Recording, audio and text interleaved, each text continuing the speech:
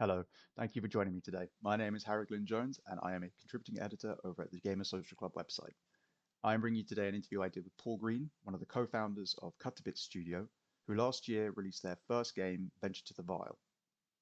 We talked about all manner of topics, including the transition from AAA development to indie development, and working as a remote team internationally during COVID and post-COVID. I do hope you enjoy. Just a quick note before the start of the interview. I do want to apologize for the quality of the audio on this one. I am aware that it's a bit quiet and muffled. Those are my best attempts to try and equalize everything and get rid of any background noise. I'm still pretty new to video and audio editing, so hopefully this is something that will improve with time. With that said, though, I do hope you enjoy my conversation with Paul. I found it really interesting and pretty informative, and I hope you do as well.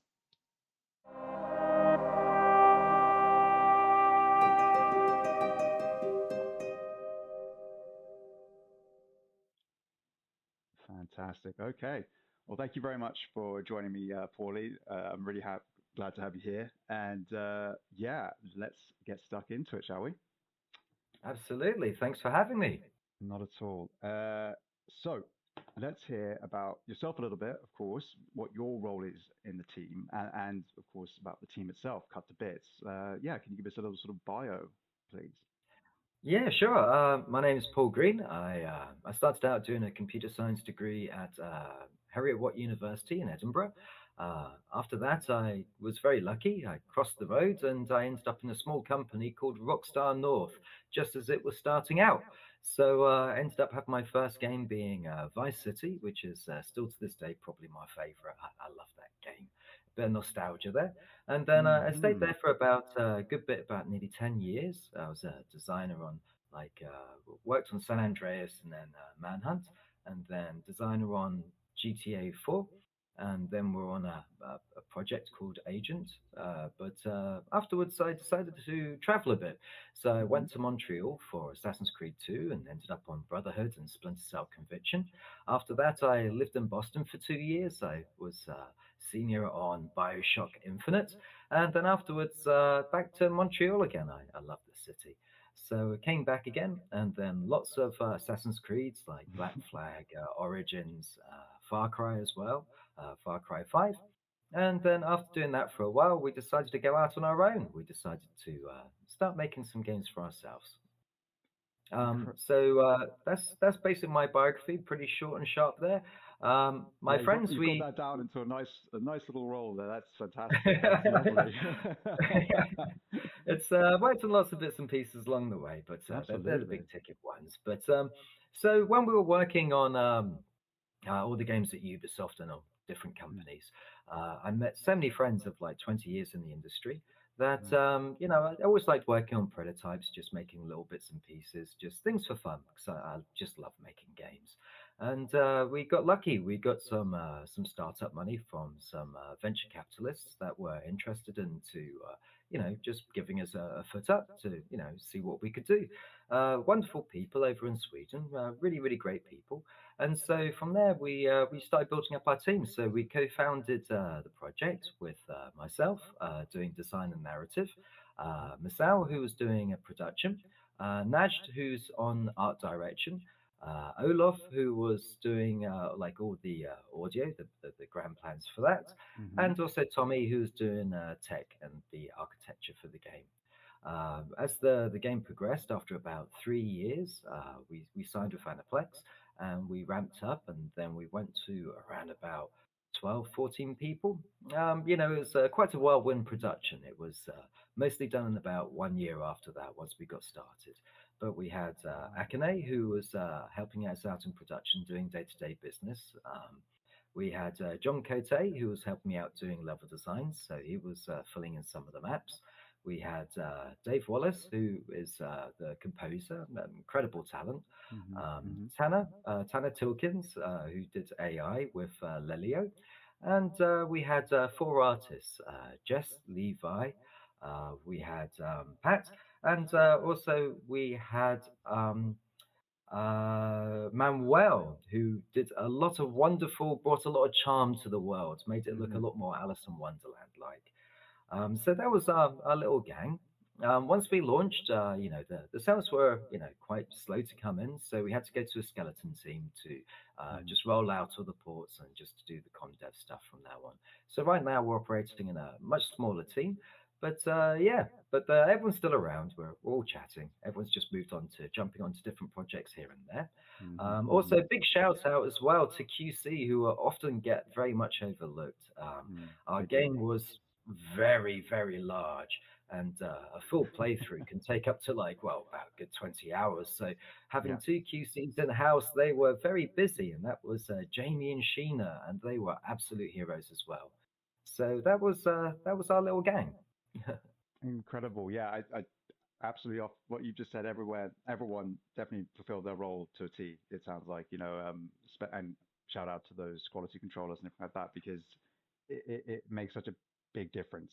Obviously, that the game experience is exactly as you want it to be when it goes out on day one, preferably, of course. We now live in the day and age of they want patches and all and updates and things like that, but it wasn't always that way, and so thankfully things can change, but best foot forward as best you can, I guess. But Oh, that sounds like a absolutely. really nice close team as well. And one, as you said, that you built up over this time working in the industry of two decades, as you said, with a number of different teams, varying sizes from AAA all the way down now to the indie scene and things like that. And I imagine there's a lot of differences between those, but also some similarities that you can kind of carry with you throughout. That at least that okay, this is a different sort of job, but A, B, and C are always going to be A, B, and C, no Oh, matter how big a absolutely. project is or anything like that, which must be quite nice. Oh yeah, we've all run the gauntlet many times. I mean, Yeah. all the team are very experienced. They're all top professionals, so that part worked out really well. Again, like when Mm. you're indie, the biggest adaptation we had to do was when you're in AAA. There's like hundreds and hundreds of people, and that's just on the project. But you also have like a whole fleet of people doing marketing, doing HR, doing business development. So when you're quite small and you're starting out, even though I gave everyone their titles and what they were doing, but when you're indie, everyone's wearing different hats. We swap hats all the time because it's everyone gets their hands on the game. That's it's very busy. Everyone chipped in. Everyone went above and beyond. Yeah, yeah, absolutely. It's all about sharing the load, as it were, and making sure you will get across the finish line together, which is really important. And as you said, I think that confidence, that experience definitely comes through in the game when you're playing it.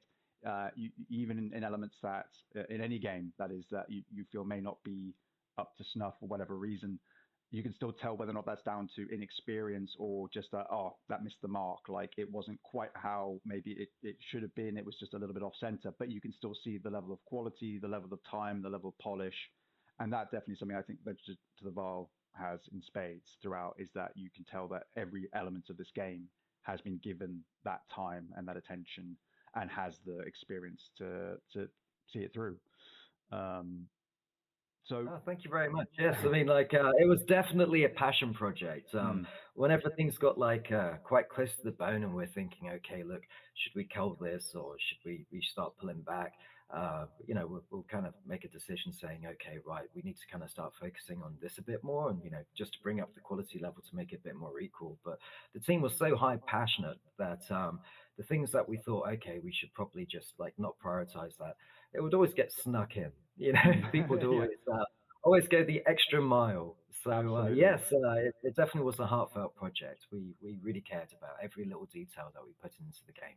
That's great. Yeah, much better to have that sort of problem than one where no one's got any sort of momentum or enthusiasm for it at all, and it's just sort of something you have to do and needed to meet a deadline or something like that. Yeah, you want that motivation and stuff like that. And actually, yeah, I guess in that respect, motivating yourselves and each other must be quite easy on this sort of project, I guess, in that sense. As much as there will be obviously challenges, and we'll no doubt talk about those maybe a little bit later, but yeah, when it comes to motivating each other, and actually, sorry, yeah, are you all then based together like on site, or is this a much more sort of remote situation? Sorry.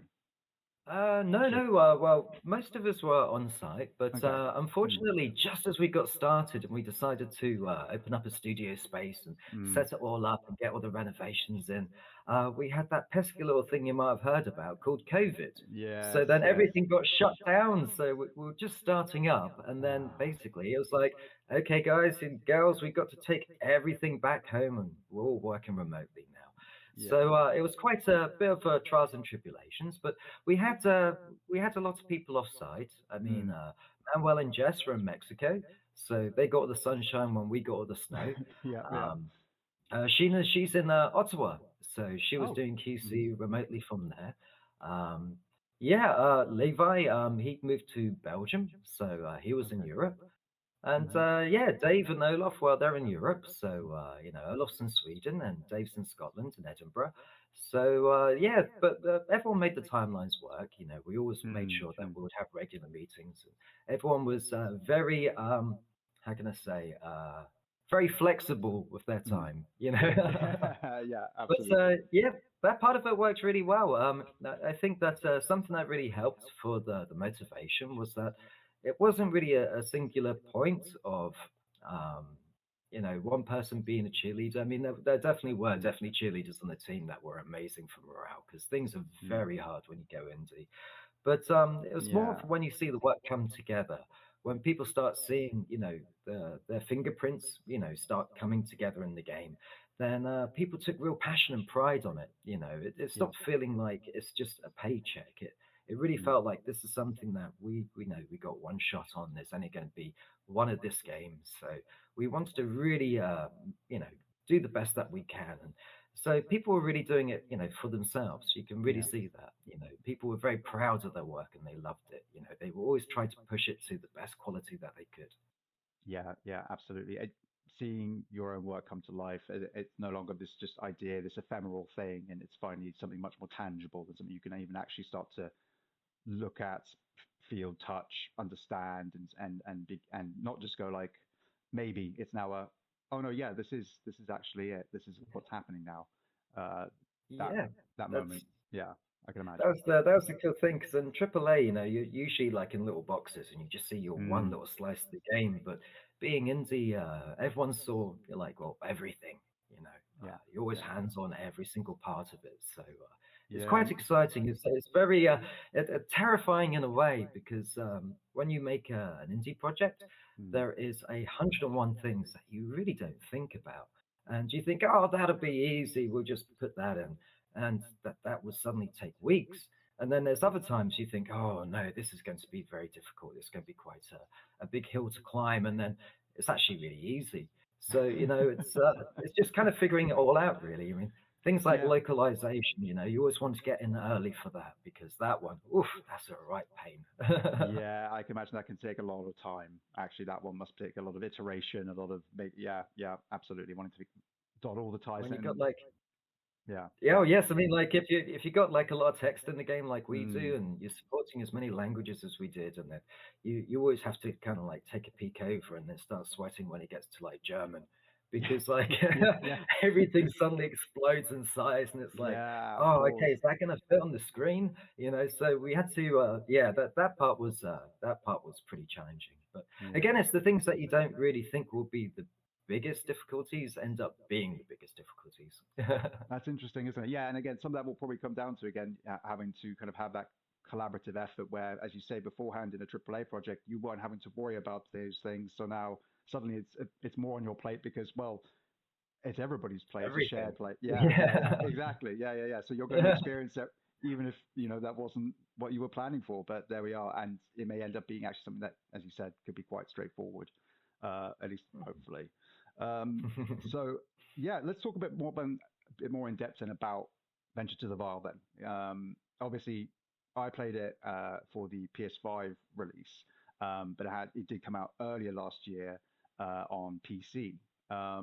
Now, we'll talk a little bit more about like the inception of it and like that. Like, what were the sort of main inspirations for the game as far as the visuals obviously are very striking. The appearance of the characters, the world itself, it obviously harkens to sort of Victorian England and things like that. But there is a very unique nature to this world that you could say, oh, it's clearly inspired by this, that, and the other. But I think more often than not with these sort of things, there tends to be a little bit more nuance to it than that. So yeah, and with the choice in the, I guess the world's general kind of atmosphere, because as much as it's framed as this sort of grotesque, horrifying thing is coming to kill everybody, literally called the Vile, your eponymous Vile, it's never felt as if the Vile is the worst thing in this place. There almost feels like throughout the game there is this underlying feeling that Rainy Brook and its inhabitants maybe aren't all okay people prior to the Vile being around and things like that. Like, where did this sort of nature come into the game as well? Was it always there? I guess is also what I'm wondering. Well, it was quite an organic growth, really. I've been kind of having this game in the back of my mind for a very long time. Worked on a prototype many years ago on XNA, but unfortunately, it kind of got cold. The platform, it kind of died a death, and so there was no point really continuing on with it. And it was a bit frustrating because I spent years making my own engine, and that's before like Unity and like Unreal Yeah, was that's a lot of time and work. all there. So yeah, but it really really helped because it gives you a good like launch pad. Because if you've kind of done like everything the hard way, when you get all Mm, these amazing tools, you can start really working on the content more, which is the fun part of the game. It's not mm, very interesting, sitting down in C sharp and programming an engine all the time. It's a lot more fun for me personally to jump into the content. mhm, But mhm, as far as the content goes, it really came from just growing up in the UK. mm, mm. I was born in London, and that city, if you walk down any street, I mean, there's just so much history and like old tales of like whether it's the stories of like Spring Hill Jack, who's possibly the first like superhero ever created or villain, depending on what you read, or Mhm, there's stories everywhere. And then the southeast, down by Canterbury, which you can see like the cathedral was a big inspiration for the mausoleum, and mm. in Edinburgh as well. I mean, every time you walk down any street in Edinburgh, there's just tales of like many lives that have been lived there, which is always blurs into like the fantastic. I mean, if you ever get the chance, Google something called Sawney Bean if you want to be kept up at night. Oh, Very, okay. very terrifying. There's some wonderful grimness in the UK, Yeah. but I was always a really big fan of like say Neil Gaiman and well Tim Burton. Obviously, Mm, we get compared to that as well. And so, I always had that kind of sense of humor, and that kind of made it easier to write. I just kind mm, of did what I loved, and from that, the characters all just kind of came to life, and they just kind of emerged. Um, so the idea behind it really was just write what you know, and coming from very old, spooky Victorian places, it was just like having a cup of tea, really. yeah. It just came naturally to me. Um, Absolutely. so Yeah, yeah, yeah. like all the little bits of inspiration. I mean, I won't go into it too much because there's a story behind absolutely everything, Of every course. little detail. It was always thought about. Mm, So things like it's a silly thing, but one of the early quests you get is to find Mr. Fuzz, and that was the name of my mm. hamster at university that went missing. Oh no. had a, So I had a I had a roommate and she was very much a hippie, a lovely, lovely lady called Ariadne, but she felt sad that animals should be caged. So she thought it would be a genius idea to let the hamster just run free and these of big old Edinburgh buildings, straight into the skirting boards. And there's a whole story behind that, but I'll just be rambling on. This will go on for hours if I kept on going. But it's another game idea there, though. Definitely, I think Mr. Fuzz is having his own little, maybe little spin-off game of his own in the walls somewhere. absolutely. That's the sequel waiting there, to happen. You there got you to play go. a hamster running It, around the vial. But exactly. yeah, I mean, like the game kind of really came together. I mean, like the idea of you always need an adversary, Hmm, and that's where the vial came in. That was one of the hardest things to do because it's more of the visuals for it, and we didn't really want to play into just like let's just do horror, like black spooky monsters that come out of the shadows. We kind of wanted to try and do something new. So that took us a long time to really find the special sauce to really complement the Victorian artwork with hmm, something that really stands out and pops, but then also kind of feels like it's alien but lived in at the same time. So that was kind of a bit of a tricky thing, but yeah. But you were totally right. The adversary is the vile. You know, that's the main enemy. That's the thing that you're fighting against, that you're harvesting and understanding. But we wanted the vile to be more something like a perversion of nature, just the Mm. next step of evolution, rather than there's like I don't know. Something like the T virus or something like that. We wanted to Mm. make it kind of feel a bit more organic. But with any good kind of survival kind of horror, it's usually always the people you have to watch out for, isn't it? I mean, if Mhm. you read The Walking Dead or you see that, it's not really the zombies that become the fear so much. It's also what are the people doing? So with this in mind, doing a lot of quest work, and that's usually what's my bread and butter, like narrative design and quest Mhm. design and level design. Um, we want to add in like a lot of characters, and we didn't want the characters to be like one note, like everyone kind of are the same thing. Like, Yeah. oh dear, Yeah. there's a big monstrous affliction. Like everyone's saying the same story. So we tried to get as much diversity of characters and stories in the world. Like some will be very sad, and some will be, downright silly and very comical. Like the Cult of Nigel, like that one always Yeah. gave me a bit of a giggle. So we really wanted to kind of like plan it all out, and we did a lot of thought about this. We had like charts and everything to make sure that we had enough variety, so we weren't always sitting like hitting the same note. And another shout out was to Sally. Absolutely wonderful. I had a Yeah. writer working with me for quite a few months, and she tried to make the game sound uniform to what I was trying to do Mm. to add to it, but then also not make it all sound like it was just one English bloke that's writing it all. So Yeah. I think it's very important to have a different perspective because Yeah. Yeah. half the characters in the game are females, so we.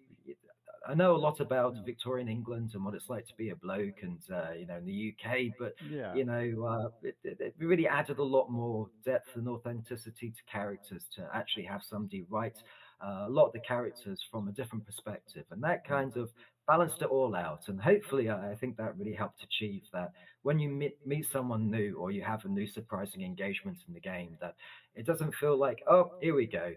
Because there's nothing worse in a video game that you interact with someone and they're basically a signpost. Yeah. Yes. Yeah. Yeah. They're like, I need this, and they give you a shopping list and off you go. You really want them to feel like they live in the space and they have their own, personality, and Mm. that they live in the city and it adds to the world and they have a function in the world.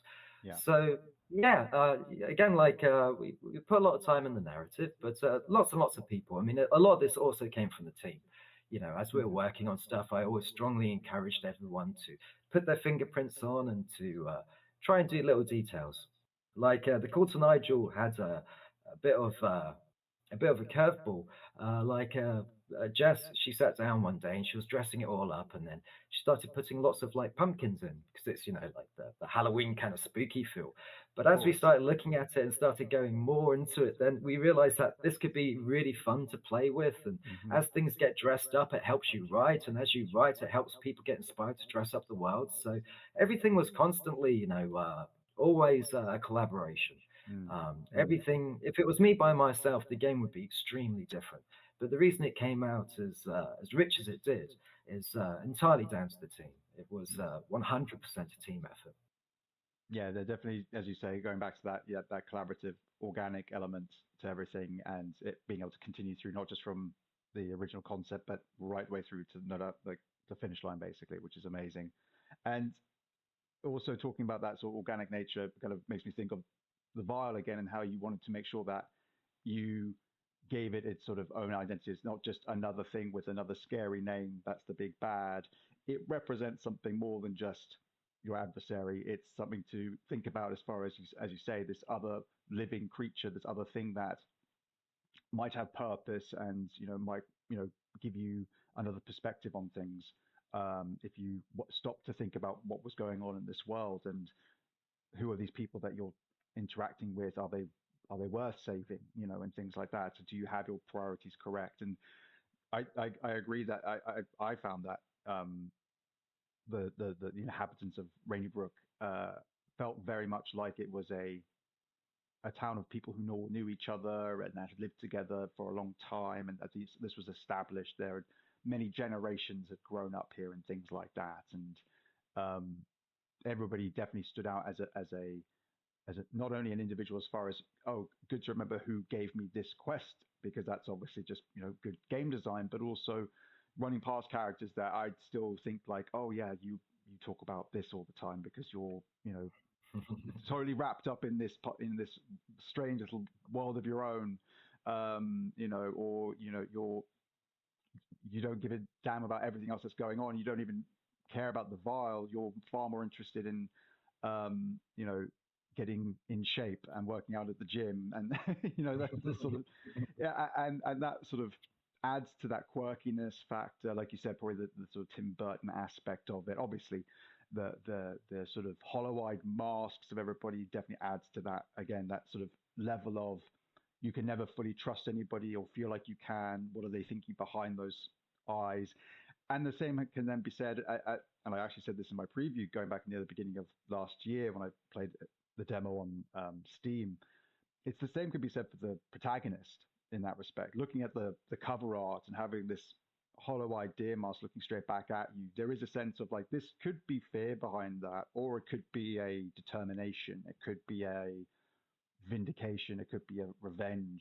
This sort of thing. There's a lot at play here, especially depending on how you end the game. Obviously, with there being a couple of different endings.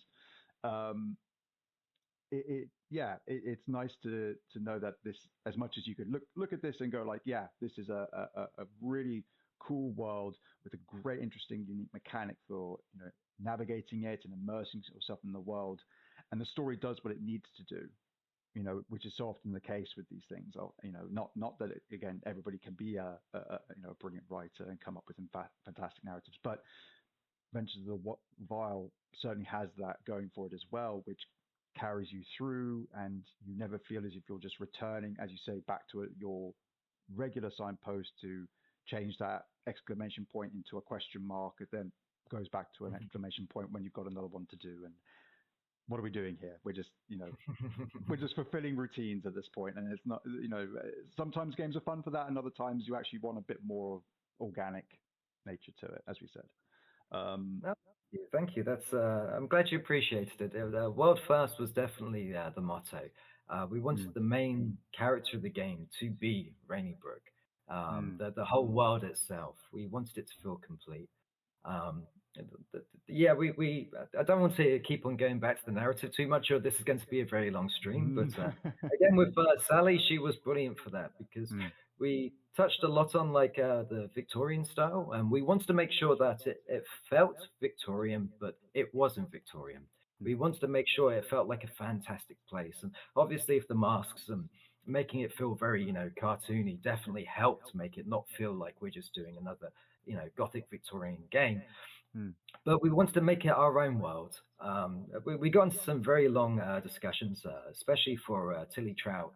There's like some secrets in the asylum in the mausoleum. mm, If you ever explore the left wing, there's some secrets in there with some notes. And I really wanted to dig in deeper and make her more of a bigger character. But then Sally was very good at reining me in, saying, "Paul, you're touching really horrifying subjects because the Victorian era. I mean, it was grim for mhm, basically treatment of people and just basically medicine. And the story of the game started becoming to get a bit more diluted, or we started shining a spotlight too much on one particular aspect. So we decided to go for less is more, and just to try to imply. And just to let the environment speak for itself, and just the odd note or the odd one line of dialogue that makes you think, hang on, that's dark, without really, just making the game about that. So again, that was one of the trials and tribulations because given another 5 years to make the game, I wouldn't stop writing. It would have had a yeah, thousand yeah, characters. yeah, So absolutely. it's very good to have somebody just to say, like, okay, I think we're going too deep on this and we're changing the message. So Yeah, yeah, yeah.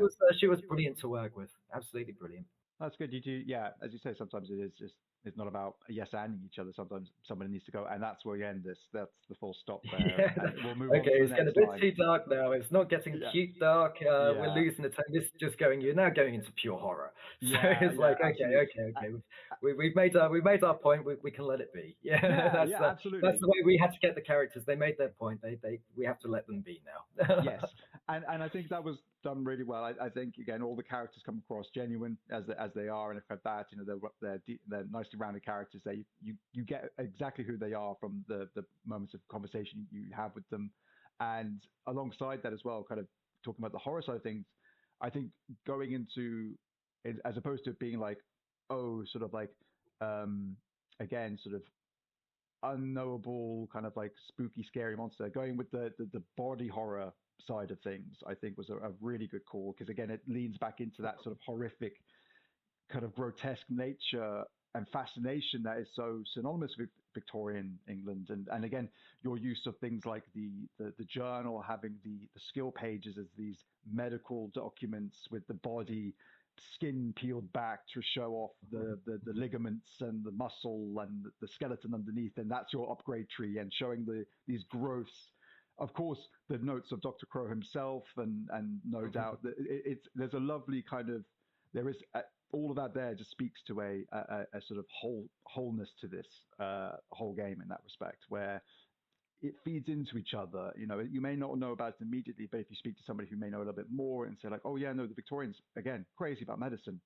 Did you know they did this sort of stuff?" It changes it changes everything on a dime. At first you think like, "Oh, that's a bit creepy," and then when you actually learn a little bit more about it, you're like, "Oh my god, that's some really harrowing stuff here. Like this Oh is yeah. dark." Yeah. But you, as you say, you reined it enough so that it's there, but one, it's to be found, and two, it's to be learned. It's not thrust upon you like jump scares and like that, where you're being forced to look at the most harrowing of things constantly as some sort of like, yeah, look, isn't this world horrible and isn't it, you know, don't you want to change that or you know get away from it? It's like no, actually let them discover that through their own curiosity, and they'll learn to feel how they feel about it. Which yeah, it's great. Again, it gives the player the opportunity to feel as if they're not just being told that over there's bad. You need to go and destroy it, and that's when you'll get the game over screen. You know, there is, Oh, absolutely. Thank you for yeah, that. Thank you for that. We yeah, tried so hard to walk that line. So it's wonderful to hear that being brought up. Thank you. no, absolutely. Obviously, like as far as the mechanics of the game are concerned, it plays in very sort of classic nature. I think, like a lot of people would respect of a 2D playing, should we say, Metroidvania. But of course, the wonderful thing about Ventures of the Wild is that it has this. I I I I I couldn't really figure out what to call it when I was reviewing it, but I just kept on referring it to as like a sort of plane shifting, where of course you move. Yeah, you obviously understand. You move backwards and forwards between what I would refer to as different planes in the environment. So areas that you would have thought were part of the background of areas you can actually then move to and move left to right within, creating this wonderful sense of depth where in a funny way, in a funny way, I tried to, I considered joke, kind of paraphrasing or referencing the classic Tom Howard quote of, I think is it Tom Howard? No, who am I thinking of? Never mind. The quote of, you know, that you see that mountain over there, you can climb it. Whoever it was who said that, I can't remember that. Some director, I think it was. And in a sense, there is that with Bench to the Vile, where that large cathedral in the background when you start off near the gates of the graveyard, like yeah, you'll eventually get to there, but right now it's all mist laden and spooky and everything like that. But eventually you will make your way into there and go inside it and discover there's a whole level of depth to that building as well. Everything feels very real and immersive, and watching enemies walking along paths and things like that, you know, in the background, and and adds an extra layer to your kind of possibly even how you would approach situations. You know which enemies are then almost coming up behind you, or you at least you think you know which ones are there, and you can only do what you can to prepare yourself. You know, and so yeah, I wondered if there was anything else. You know, one, is there anything else other than that element that you would want to highlight about the game? But also, was that part of the game from the beginning? Was that a sort of central structure of like design and things like that? That this was going to be a define because I feel it does define Venture to the Var in quite a big way. That I can't think of many other games, if any games, that have done anything like that or to this extent. Um, yeah, like how did this fit into the whole sort of plan? Well, you're absolutely right. It was that was the first main crux of it all. Mm, Um, when I was back on GTA, I remember 3D worlds became massive, and 2D was forgotten. And at hmm that point, Metroidvanias were quite light on the ground. I mean, we're talking, it was a long time ago. mm, Um, and I was sitting there, I was playing, Symphony of the Night. I mean, I adore that game, mm, and it kind of made me really sad, And it was like, well, games, 2D games didn't really progress. Everyone just jumped ship straight to 3D. And I thought that there was so much more, in 2D worlds that we could take from 3D. And it became like this was by far the hardest challenge in the project, was to try to make an open world game that feels 3D but actually always purely in 2D. mm, So everything in the game is 2D. The art and the graphics, we have 3D meshes and things like that. hmm We have shaders that we put on the 3D mesh to flatten them to make them 2D sprite-like. So that way we could always maintain a feeling of parallax. mm, Um, so we always had to keep everything there.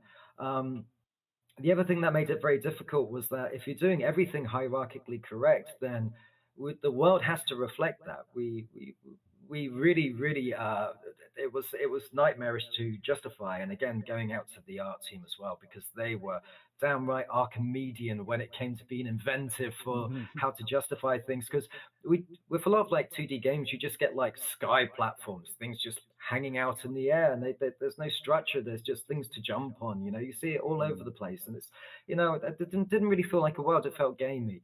But with our mm, worlds, we had to make sure everything was justified in the world. Like everything had a purpose to be there. That if you take away the vial, and this was just like a walking simulator, that this would actually all make sense. mm, So when you're going into, like, say, the lanes, for example, which was one of our first maps that we made, when you walk inside the house, we can't just do the TARDIS effect where it suddenly becomes massive, because you could just walk out of it and then suddenly everything wouldn't make sense. I mean, mm, so like if you're traversing to a different parallax layer, then everything would suddenly change in perspective. It wouldn't work. So yeah, yeah, everything was making the LD and the art fuse to build this one world, very intricate and very hierarchical. Was a very, very strong limitation. But after a while, everyone, at first, poor Naj, bless his heart, when he saw what we were doing, and I did all the grey boxes, and we're talking about how he's going to dress it up. I think for about a week, I probably was the most hated man in Montreal for him, because he's like, why are you doing this to me? Like, making games is tremendously difficult, but to have to justify this madness, there's a yeah, reason why people don't do it. hmm So, and the thing is, though, that as soon as he kind of got the hang of it, and he understood, like, hang on, this works. If we mm, stick to these kind of rules, and we kind of do it this certain way, then everything flows. And he got really inspired. And then I drove him up the wall, because I said, yeah, that's great, but now we've got to make it 24 hours, and we need weather, and we need to have all these things. So on top of that, everything has to support things again, which you don't get in Metroidvanias, like no, 24-hour time a day, where monsters and quests change, where everything becomes more dynamic. And the more you play through the game, then new things open up that adds hmm extra layers within the world. And then, just lighting, or if it's raining now, or like, say, if it's very foggy, or if it's a windy day, the trees all blowing and stuff like that. But it's yep, sprites. I mean, like, yeah, Nash was an absolute genius. He never said no. He just looked at me and just went, "Why are you doing this to me? Why did I ever say yes to make a game with you? You're driving me mad." But well done, man. astoundingly, he landed it perfectly. That's he didn't really sleep very much. He just worked around the clock, because it's his game too. So he was like, Yeah. "Nope, we can push this. Got to tweak that. It must be perfect." And as soon as he got over the staring at the sun, he kind of just went out on a mission, and you just say thank you. Yeah, Really, it's yeah, absolutely. brilliant. But yes, we we called it like the layer selector, and we kept on going back to layers. But the main crux of it all was to have this feeling of playable parallax. That Mm, was the main thing we tried to do, because in a lot of games in 2D, you'd walk through an amazing world, or you walk through something that looks fantastic, and you'll see all these little buildings, you'll see all this stuff like a town and stuff, and mm, there'll be nothing there. That's not for you. yeah. That's not your game. Your game is just this 2D plane, which we have the same restrictions. It's all 2D planes. Hmm. So we thought that that would really open up a new aspect to making 2.5D. People throw that around because it's got Yeah. 3D meshes in it and it's now 2.5D, but Mm, it's not really, is it? I mean, there's no real depth of gameplay. It's just you're using 3D assets. So we tried to make a purely what does 2.5D mean and how far can we push it? mm, So that's the playable parallax. It's something that people, they pick it up and they play and they don't really see it. They're just like, mm, oh, all right. Or some people go, actually, that's really cool, and they really get into it and they get hooked and they get brought into it. But being a Metroidvania, it was our game is quite you know polarizing, mm, because some people want the gamey, just like there's platforms, just jump on it and smack things, get to the end, and just jump through. They just want a pure gamey game. And for sure. us, we Yeah. put so much time and effort into it for being a world, characters, and just for the feeling of exploration, of going deeper, and just if you see it, you can go there. Like that's Absolutely. cool. That's not just background art. That is something to explore. And Mm. we thought that that was again, it was extremely difficult to do, and very, very hard, and it's very subtle. Yeah. Yeah. So Yeah. it's kind of hard to put that on a box, really. Like as you were trying to explain it earlier, like that was one of the hardest things for marketing, because when most people see the game, they're not really aware that that's the game. They just looks like a pretty Metroidvania. So That's it. that's something that's it's quite hard to explain. It's like Yeah. our games like got depth, and they're like, so it's 3D then. It's like, no, we're not making Mario 64. We're making like Mario World, Mm. but it's 3D. And then people go, Yeah. but when you Yeah. play it, I think it flows. I think it makes sense when you have the pad in your hands. It's Oh, intuitive. absolutely. It's one Um, of those unfortunate kind of you need to see it to believe it and to understand it in that respect, which is a It's shame easier because to show than it is to explain, which makes yeah, it extremely difficult for marketing, really, doesn't it? Always exactly. get here's advice for indie. If you're going to have a new take that's going to be like a big pillar of your game, Yeah. make sure it can be described in 3 words or less and understood. Yeah, yeah, yeah, yeah, yeah. We're That's making key. 3D, but it's 2D, and it's like, huh?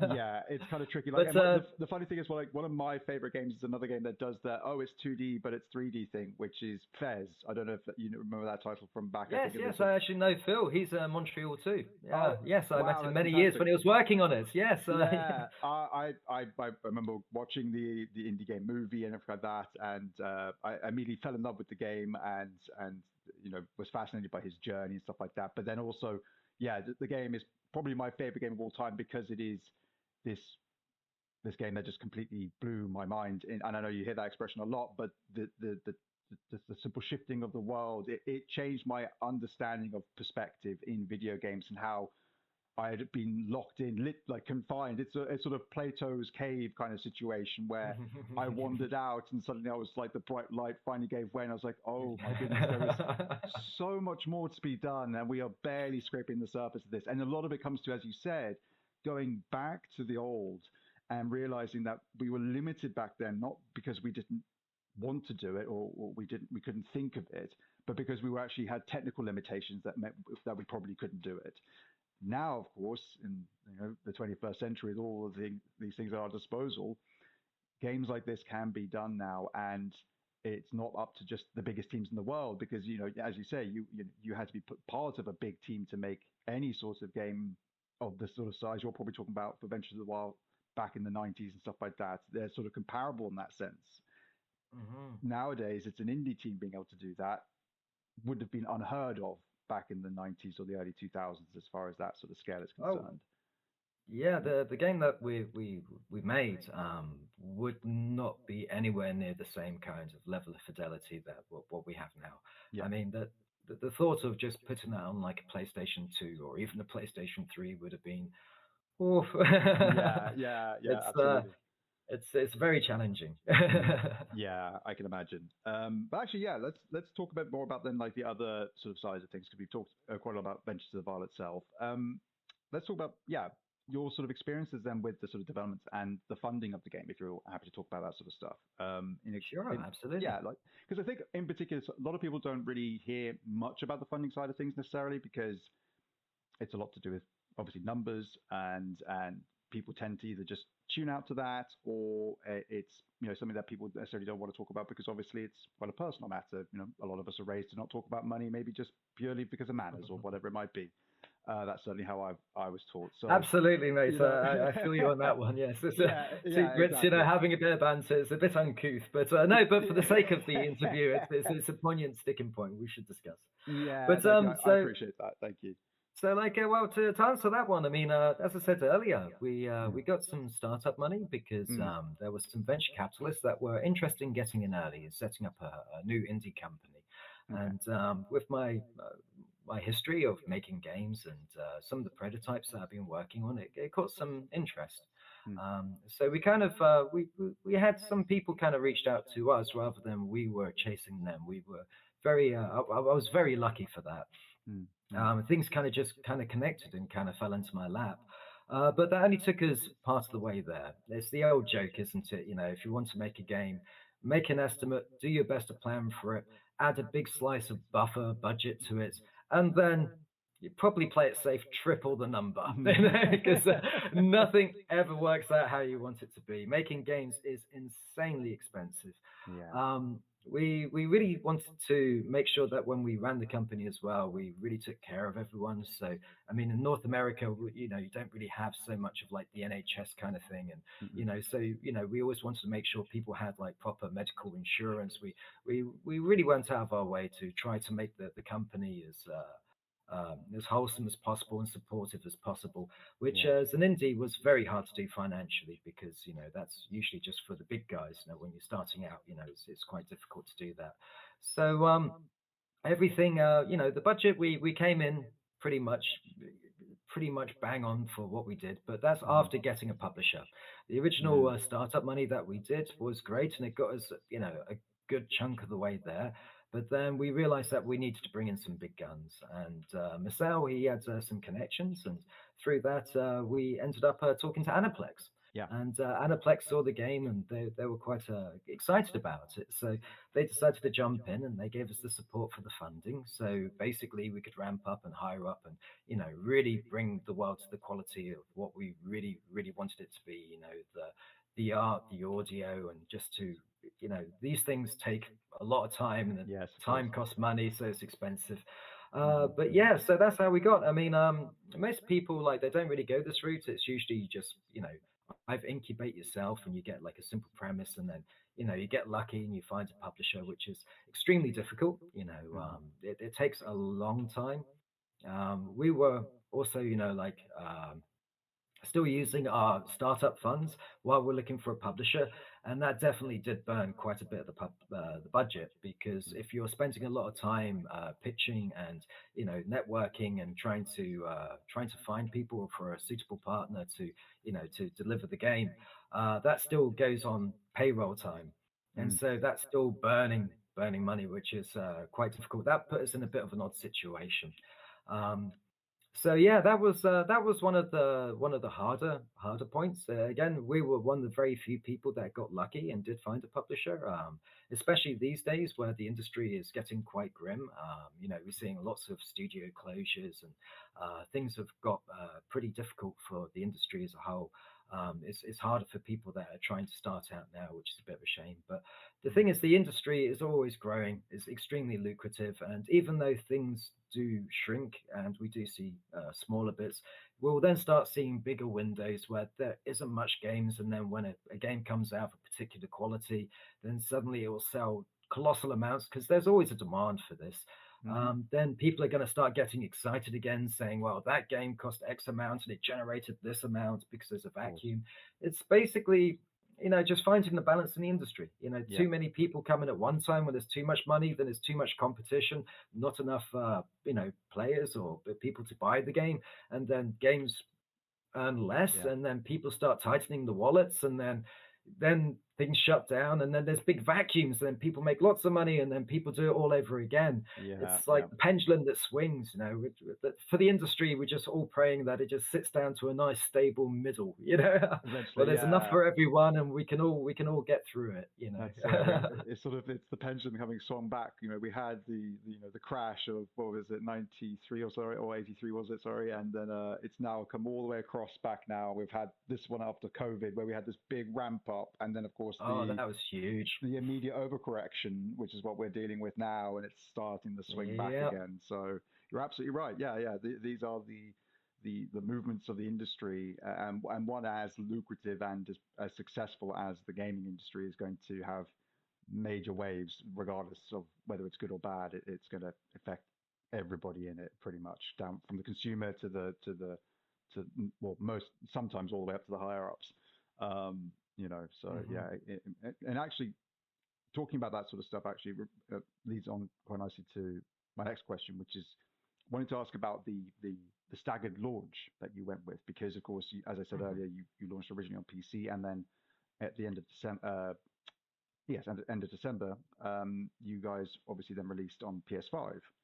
Um, was that again part of the plan, or was that again down to the choices as far as like we're going to develop solely for PC up front first, and then the decision to go onto console came later, or was it we've only got this much of the budget right now, let's focus on the PC version, and then once the Aniplex deal occurred, then it was a possibility to go to console. How did that kind of happen? And what did it was it what you'd want it to play out like? Was it a success as far as you're concerned? Would you do it that way in future?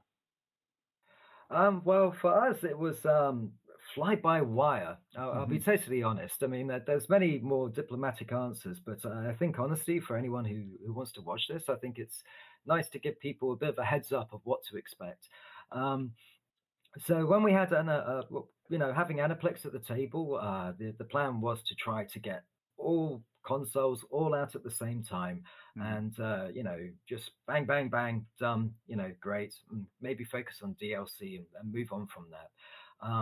However, being our first game, and especially making a game that's quite unique in many ways. There was a lot of new lessons to be learned, and especially hiring up, staffing up, because we had about a good year, which turned into about a year and a half. We ended up delaying a bit. Um, that basically changes everything. Every delay basically takes all your best laid plans, and you basically have to reboot the whole thing. So we had delays because we would have to cut far too much, and it wouldn't really be. We didn't really think it would be competitive. It would start becoming like more of a episode one kind of thing, like episodic thing, and Hmm. it didn't work for the kind of game we're doing. You need the world to exist, and Yeah. you can't just say, okay, this is the first part. We're going to do the next DLC where you get all the quests. Then you're just running around a Yeah. bit of an empty world, and then the players have to go back and play it again to see the full opinion. So it wouldn't work. So we Mm, mm, basically decided to go all in for the PC launch. That being said, our PC launch was very bumpy. It was quite unfortunate because we came in hot. Our budget mm, for what we had, I don't think I can actually talk about specific numbers mm, because I think that there's contracts involved with that. But just to give you a ballpark, something that would be comparable for the quality that we hit, by rough estimations of Googling what their budgets were, mm. they had about a minimum of 5 times the budget. What people don't understand is Wow. that we were such a tiny team. Yeah. And to hit Yeah. that level of quality was insane. So people think that we were a very big production, or Mm, especially with Anaplex's name. But our budget was very, very humble, very, very, very small. We're comparable to lots of games that definitely don't look like ours. mhm. Um, so all of this put together, it kind of made production quite difficult and taxing, so we came in very close to the bone. The other thing is that when we're out on Steam, something to worry about, that really really hurt us for the reviews were A lot of players bought it for the Steam Deck, and it wasn't really Steam Deck approved. It wasn't Ah. certified Steam Deck, so Mhm. people were playing it, and the frame rate would drop, or people were playing it because the specs were quite high because we're doing a lot. We're basically Yeah. making a 3D world and compressing it into 2D. So it doesn't feel like just a simple 2D Metroidvania. There's a Mm. huge amount of overhead, that goes along with it. So when we came out with all the vast amounts of different PC hardware, and with our QC support being quite limited, um, we got it working on many things, but you can't predict every single bit of hardware out there. Of And course. like especially when Steam brought out the Steam Deck, and everyone thinks, oh, it's a Metroidvania, this should just be perfectly hand in hand. So we had to really work hard over summer to quickly then patch. A lot of it was optimizations, and we also put in a lot of quality of life.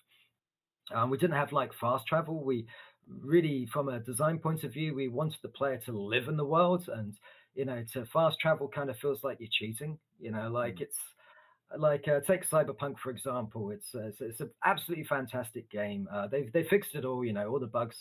They've really done a Mhm. great job Mhm. of turning it around. The game is fantastic. Go back, play it again before the patches. It's brilliant. But if you start just jumping between all the fast travel points, you haven't played the game. Yeah. I mean, imagine Skyrim, where instead of actually just seeing something curious and wanting to explore it, you just ran straight through the critical path. Congratulations, you've missed out on a 250-hour game. You've played maybe Yeah. 20 hours of it, and the best work was all out there. It's the feeling of exploration. So I mean, yeah, I mean, phew, it's kind of it's kind of tricky, but all these things to be said, like I think that with the budget we had, I'm extremely proud. It's very difficult making an open world game with this Mm. vastness with such a tiny QC team, especially as there's many different routes to go and different things to then have an overhead. We definitely had some issues, especially on performance. Quality of life as well, because we didn't really get as much time as we wanted to do full focus tests. Mhm. And so, with our design decision to not allow fast travel, people started getting a bit like, ah. But it's like, but no, if you go back, it's like you'll find new things. There's different characters that come out, the Mhm. time of day will change, there's all these new things. But players were like, no, I just really want to get back to the other side of the map right now and finish this, and I don't want to walk it. So we had to quickly then put things in for the player, because no matter what your intent is as a designer, at the end of the day, it's the player's game. Yeah. We made something for ourselves. This is our passion project. But if people aren't having fun, well, we kind of did it wrong. So we have to give people what they wanted. So for the patches as well, for performance, we had to quickly go back in and compromise, not to Mm. ruin the general feeling and design philosophy of getting lost in the world. Make it too easy just to teleport everywhere, and you'll skip and you miss all the cool stuff. Yeah. But then also make it convenient enough that the players actually play it the way that they want to. Mhm. Mhm. So yeah, so after the ports, all that going out, the recent Sony launch, Mhm. that came afterwards, because while we were patching, to patch everything and add so much content afterwards, and to really stabilize and make sure everything is like the best performance it could be, to roll that out to all platforms at once, would have been very expensive. Our Mm. budget would have been, well, yeah, it would have exploded. Would have been Yeah. 4 times the budget just to get that out on day one. So it would have been better for us, because your launch is your big window. Mhm. If Mhm. you're indie and you launch a game, it's kind of hard to get traction if you kind of were kind of buried, or you didn't get much visibility, if you didn't have a massive marketing budget, or you didn't catch an eye of like very influential people to make the second conversation. And if you're constantly drip dropping these kind of console launches, it doesn't give you the best bang for the buck out the door. So my advice to people would be, like, yeah, it's definitely well worthwhile to do a simultaneous launch. Mm. But like I say, because we're a small indie team, we're very grassroots. It was basically fly by wire. It was just, what Yeah. can we do, as opposed to what would we like to do? Because otherwise, we'd have to go back and ask for complete refunding, and then that can make things very scary, and we could jeopardize the game. So just one step at a time, left foot, right foot, and just see where you end up. Yeah, exactly. Yeah. I think that, again, very mature and honestly optimistic approach to things as well. I think you kind of have to have that, otherwise, you know, you'll end up just giving up at the end of the day because it'll be just insurmountable in your own mind. And I think also you I think bring up the idea of kind of going the route less trodden may actually end up being more beneficial to some because of the nature of being different. I think often you'll find that a game will launch better maybe on a platform that it released later on because there's a little bit of word of mouth that's occurred, but the people who are actually interested in playing it, maybe they're not interested in playing it on a PC. Maybe they want to play it on their console. Maybe that's the sort of place where it actually is going to find its audience in a way that PC is so big. There's so many games. Steam, my goodness, just trying to search for anything on Steam it's crazy. Needle in a haystack times 10. Um, Mm, but on a storefront like Xbox, maybe, or Nintendo or PlayStation, you've got only that much, that you've got a lot fewer there normally to contend with. Instead of mm, 24 games releasing that day, you've only got four, three maybe. mm, Maybe you're the only title releasing that day. mm, And again, with I guess certain things now becoming available like Game Pass subscriptions and things like that. Those are also other opportunities, possibly other conversations you might want to have with platforms in order to again try and get your game in front of more people and build that audience up that way as well. But was that something you ever considered actually going that sort of Game Pass PlayStation Plus subscription route? Uh, well, with Aniplex, they're kind of partners with Sony. They're all part of the Oh, okay. same company. So Aniplex is like sister company of Sony. So for us, Right. the Okay. PlayStation was a no-brainer. Yeah. Like I think Aniplex would have been very deeply, profoundly unhappy if we put it out to all the platforms apart from theirs, really. So I Yeah. mean, Yeah. like, Yeah. Yeah. so it had to be Sony first. Again, like with what we're doing right now, we're looking forward to trying to create more ports and to get it out into the other platforms. But Mhm. again, we're for such a small team, all of this is extremely hard. I mean, right now we got the patches done, and the game is pretty much how we really wanted it to be on day one. Like I say, there's always things that pop up, and being a small team, then there's always a lot of surprises. So now it's in a good state, so we can port it. Ideally, if we get more visibility, and then that means better return on revenue, and then ideally the dream would be to constantly keep on putting out more and more DLC. But at the moment, the idea is let's just get it out on all the platforms first. Let's just reach Yeah. a bigger market.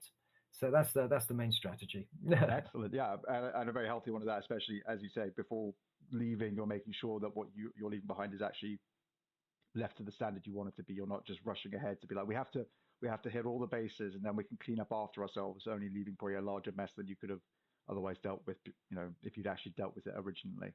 Um, yeah, I think a much more healthy approach, and one that I think fans would appreciate as well. No one wants, as we said nearly at the beginning of this whole conversation, no one wants a buggy launch where the No, game no, acts no. up. It's Yeah, it's as a developer, it is the most terrifying thing in the world. yeah, Like I say, yeah. when we got our first round of bugs in, and it was like we never saw that. Like, Yeah, exactly. we tested this and it worked on all our hardware, but then it's like, okay, can you please send us your rig? Mm, Basically, what do you have? Like, yeah. and then you have to kind of like get it out, because the Steam PC launch is extremely hard, especially if you're doing a lot of new things in an engine which traditionally isn't supported. Making a Mm. 3D game in a 2D engine, it's we didn't make our lives easy for ourselves on No, no, that. no. I guess that's true. That is true. Really, yeah, I believe most developers would choose not to build another whole engine if they had to. But when needs must, I guess at the end of the day, these things have to Absolutely. occur. So yeah, I can appreciate that absolutely. Um, but yeah, so actually, talking about platforms and obviously porting and things like that, what would be then the sort of the is there a next step then for Adventure to the Val after this? Do you have anything else planned for this current release of the game? Any sort of DLC that you might have thought like, oh, these some cuttings actually, we really do want to get into the game, but we did the trimming we needed to make sure we got this out, in the whole package. This is some nice extra stuff we can bring to market later, or is Venture to the Val now a sort of like that's done? We can put that book on the shelf and on to the next new exciting project. Well, the game itself, there's a tremendous amount of stuff that we wanted to do.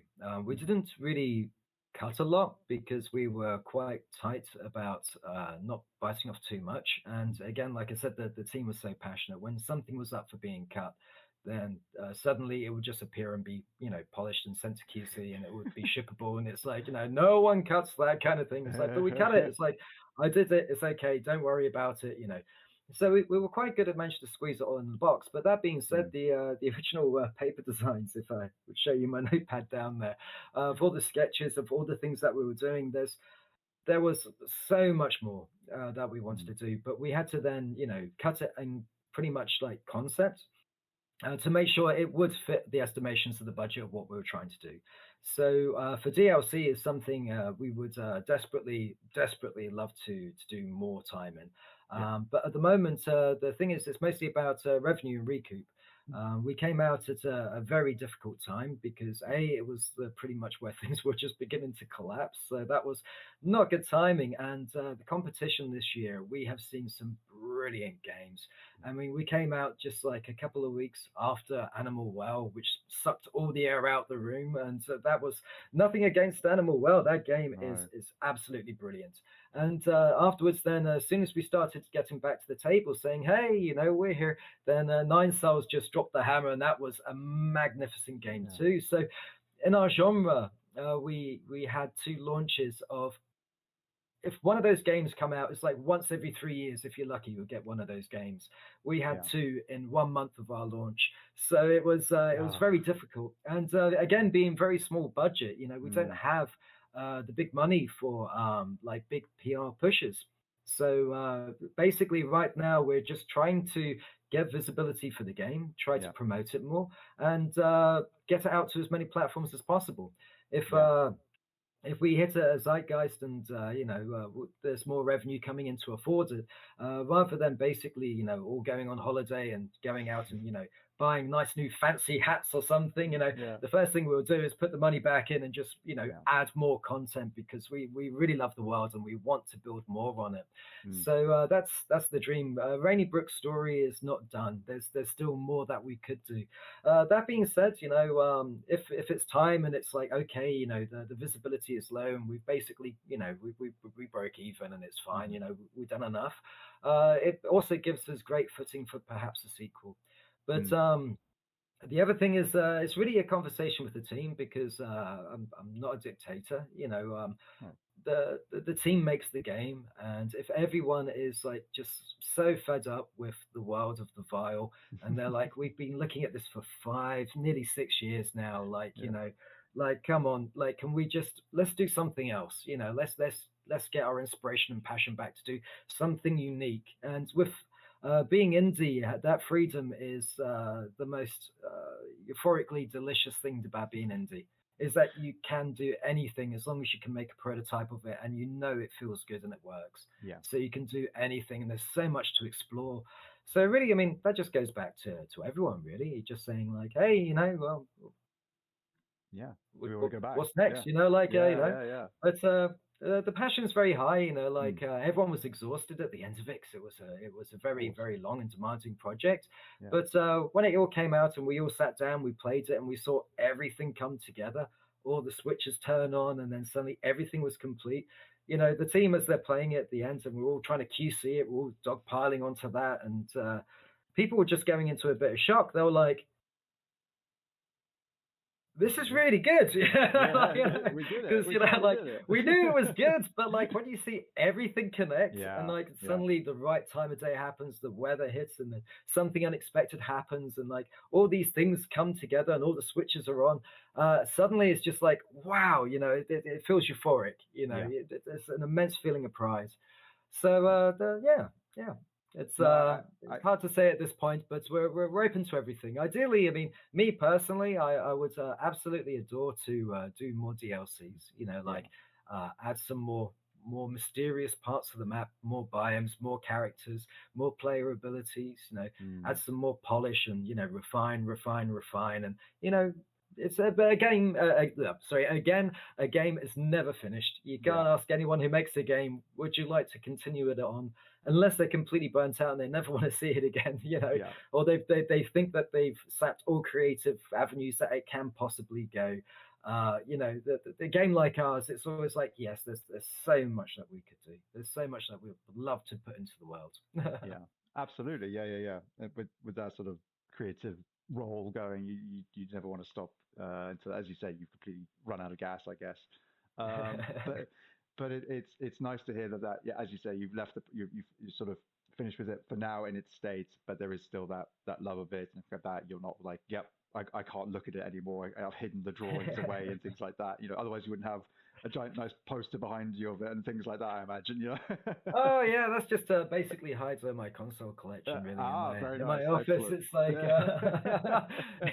it's a little bit of self promotion, because Yeah, absolutely. Why not? well, but yes, Yeah.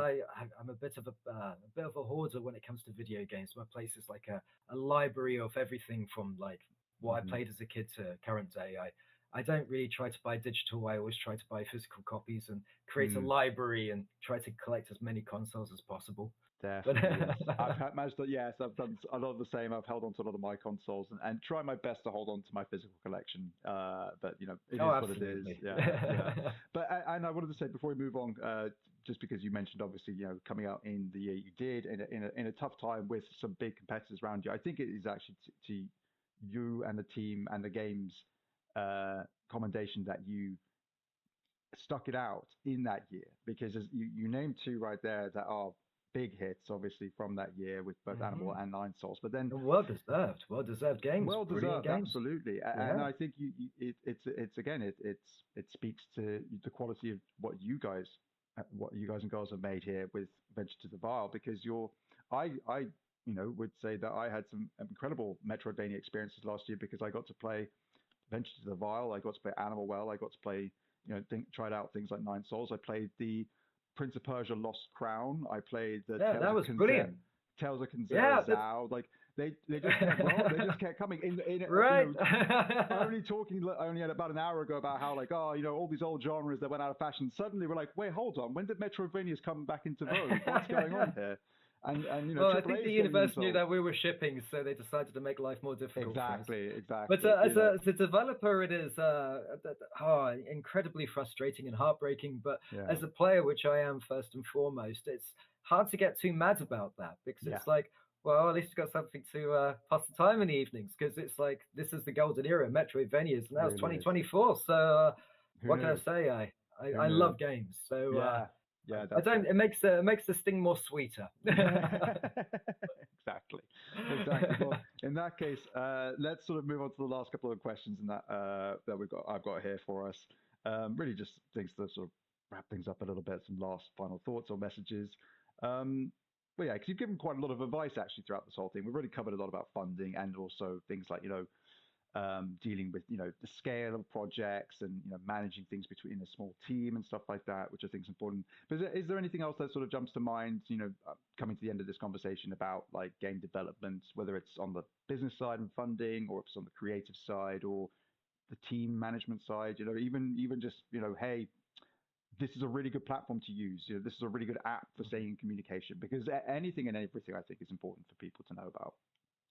Oh, absolutely. I mean, I could write a book about it. I mean, like it's an intense amount of learning that we had to do. But Mm, I think that the high points, I'd say, for production, one of the most critical things that I think really enabled the game to exist, because you have to remember, even if you do get funding, um, there is extremely high probability that your game won't actually get completed. mhm. Budgets run out, and either publishers or investors, they're not interested into putting more in. Yeah. So games just kind of disappear, or maybe even still just conflicts within the team. Like restaffing, etc. There's many things that can go wrong. Mm, So the one thing that you got to really do, and that makes the experience of making a game more fun, is again always make it as a team. mm. Don't just say, okay, this is my vision, do this, and just basically get people to work for you. Always have goalposts. Make sure everyone is very clear what the game is, what the tone is, what will and won't work within the game. And you hire people for a reason, and it's because they can do something you can't. And if they're specialized in doing something that you probably can't do, so they probably know a better way or something that can do a bigger bang for the buck, or your idea that you might be really in love with would be tremendously expensive and add very little. Mm. So sometimes, like, well, all the times, listen to your team, and also encourage them to have ownership of it, just Yeah. um, for passion, because you can really tell when someone's just turning up to tick boxes on a contract, Hmm. which, if you're outsourcing, or if somebody feels like, okay, yes, we've had lots of contractors, but they were in bed with the team. They were invited to all the meetings, they were at the table, and they were included in decisions. And from that, you see the production A is far more enjoyable. Yeah, I mean that's the main thing. I mean, if Mm. for my role being like the well, one of the creative directors, because let's be honest, I mean, you've seen the way the game looks. I mean, Nash Salas, I mean, like, he did the other half of the creative direction of the game. So Hmm. it feels a bit, I feel a bit of a snake oil saying, no, it was all me. No, no. The other guy for creative was absolutely matched. So, Yeah. I mean, Yeah. It's so, that. it's, again, you need to make it a collaboration, the passion Mm. rolls. And as long as that you can have goalposts, and Nash and I, we were like almost telepathic. We knew exactly what the other one was thinking. There wasn't many arguments, like everything just kind of flowed. Hmm. Basically, if something was a bad idea, we'd be very respectful and would have to be honest with ourselves and saying, I'm concerned about this, not a great idea. And we'll listen to each other and then go, all right, give us an alternative. And you're like, yeah, that's cheaper, easier, and it does the same thing. Let's just do that. Yeah. Yeah. So listen to the team, encourage the team, empower the team, and spend your time for creative direction to be creating the goalposts, the parameters of what will work, this area inside it, and let people work within that area as opposed to just give them tick boxes to fill out, because that's where magic is. So that's for the development side. For business and indie in general, always get plugins. We lost Hmm. time trying to make things our way, which was foolish. We tried to write our own dialogue system, and in Unity you have Pixel Crushers, I believe it's called, dialogue system. It's not the most imaginative name, and that instantly was just like a game changer. And it was like, Mm. why did we spend months building something basic when for like $100 we got a plugin that just brings everything up to a whole new level? Everything's supported, bugs go down, everything is just much easier. And also marketing. Um, Mm. Marketing is extremely difficult to do, especially if you're indie. We did a lot of the marketing kind of in-house. Aniplex were quite hands-off on that, so we had a lot of that responsibility. Hmm. So never underestimate how tremendously difficult that is. Yeah. Yeah. So the two things that you really want to keep your eye on is number one, day one launch. Like if you get journalists or like yourself, really. I mean, like people that are the community, people that Hmm. go out and to really promote a game. Make sure that you get them on day one as much as possible for the launch. Mm. For us, we were too busy hands on making the game, and we didn't really get as much of an outreach as we wanted. And also, one of the mistakes that we had, which, well, it's hard to call it a mistake, it was just kind of the way that the cards fell, Mm. but was that we were talking to publishers, and they said, don't announce, just don't announce the game. We want to announce it, and that makes you more appealing to get signed. And these conversations with publishers can take a long time. Yeah. And Yeah. that is time you're burning to do grassroots. And a lot of successes we could see, like, say, Nine Soul, for example, Mm. that came from, or like Cookie Crusher, another Yeah. Metroidvania that was had a lot of fun with that game. Um, Hmm. they really showed little bits and pieces, and they talked to the community, and the community's huge, and people get excited about it, and they want to follow it. So if you just pop out in the middle of nowhere with not a lot of visibility, that is very dangerous in marketing.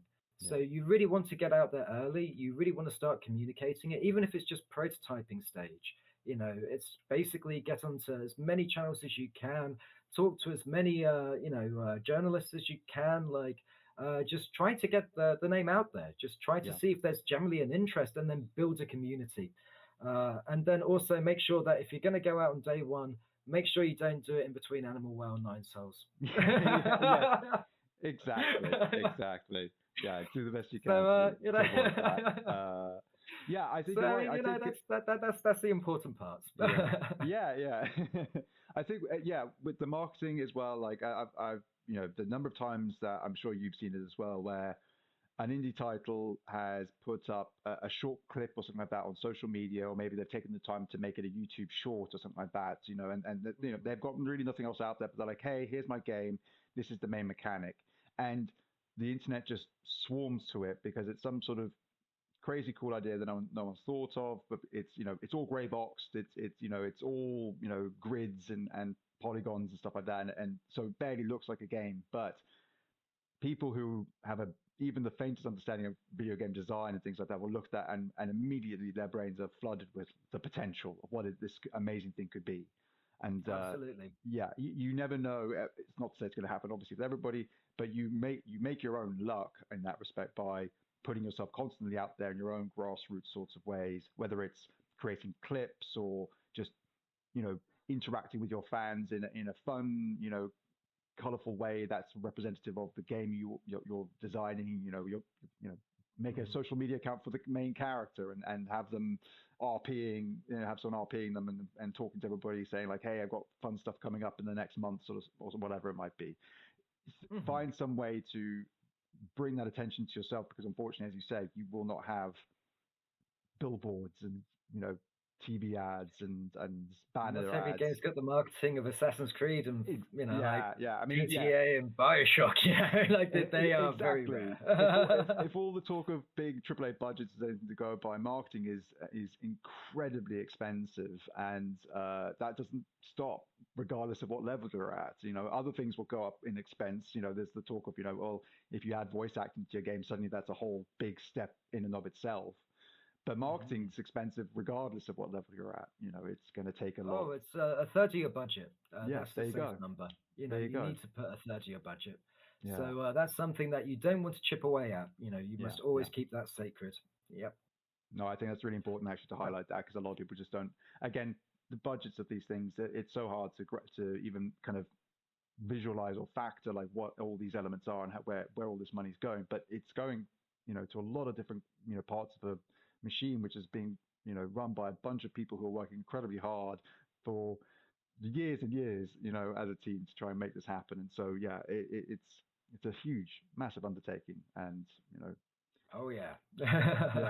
yeah. I can only thank people like yourself, Paul, and everybody else who makes them. I've dabbled in Game Maker a little bit myself, and when I made my little Space Invaders clone, I was very pleased with myself. Funny enough, that was one of the first games I made when I decided to go from computer science to video games was Space Invaders. That was one of my first ones. Keep it simple and just have fun with it. Absolutely. Yeah. I think that's the way to go. People will feel that. People will pick up on that much more so than a game that's got the sort of like, oh, these systems, and things that we've got in place, like, oh, you wouldn't believe how complex they are. I was like, well, yeah, but does it feel good to play, and am I enjoying myself when I play it? That's the key thing, and I certainly did with Venture to the Wild. So there we are. Thank you. Not at all. I think Paul, I think that's enough for us. I think we're coming up to close to an hour and a half, which is fantastic. Oh, blimey, cool. That overshot a bit, didn't it? Sorry, you got things to be done. Like, yes. Hey, look, it's time to go and put on some dinner, really, isn't it? I'm thrilled to have had this much time to spend chatting to you, and thank you so much for spending it with me. An absolute pleasure. It's been brilliant, and thank you for all your help as well. Obviously, with the review and things like that, it's always great having a point of contact. And I feel very privileged. Yeah, well, I feel very privileged to have had you as my point of contact. You're a busy man, no doubt, and you took some time out for me with my guys. I've always got time for you. You're a gem. Thank you. That's very kind. I'd just like to quickly thank Paul again for chatting with me and sharing all of his insights and experience. And I'd love to thank you as well for watching. If you enjoyed today's video, please consider leaving a like. And if you have any questions or feedback for us, drop them in the comments below. If you want to keep up with all our video content here at Gamer Social Club, subscribing to the YouTube channel is the best way for that. And if you want to get all our written content, check us out at gamersocialclub.ca for all our news, reviews, previews, guides, and editorials. Until the next video, take care, everyone.